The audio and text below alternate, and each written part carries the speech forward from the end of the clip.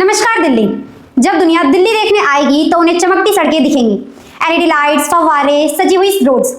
लेकिन जो दिल्ली रोज यहाँ जीती है, उसकी टूटी सड़कें, बिगड़ा सिस्टम और अनसुने सवाल कौन देखेगा?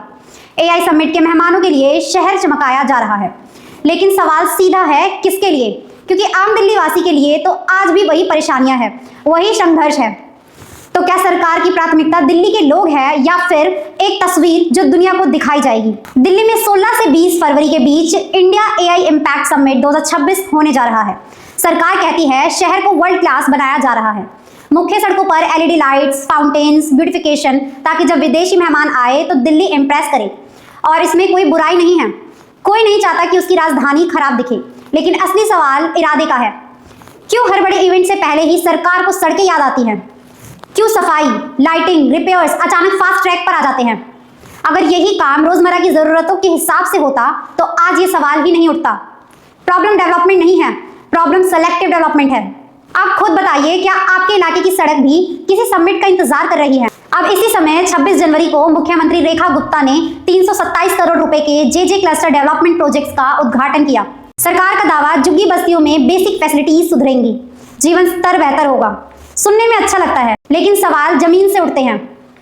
327 करोड़ कोई छोटी रकम नहीं होती।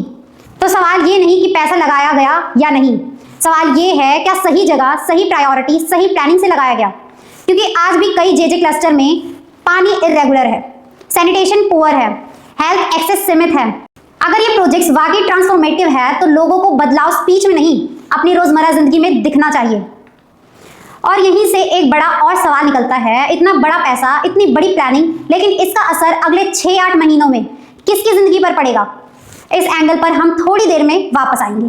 सरकार कहती है हम अकाउंटेबिलिटी ला रहे हैं। सीएम ने आदेश दिया है कि सबसे बड़े प्रोजेक्ट्स पर वीकली अपडेट्स दिए जाएंगे।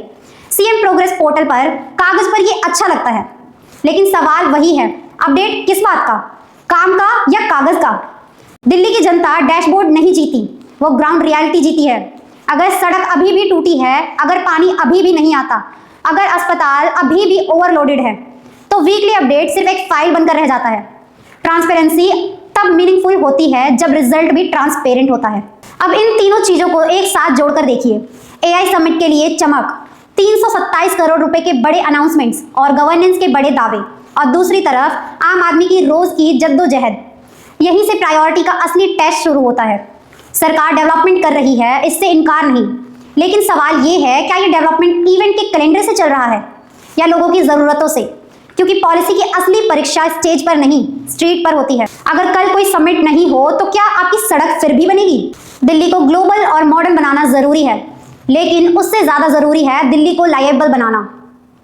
जब तक हम दिल्ली वासी की ज़िंदगी में रियल इंप्रूवमेंट नहीं दिखता, तब तक ये सारी चमक कॉस्मेटिक ही मानी जाएगी।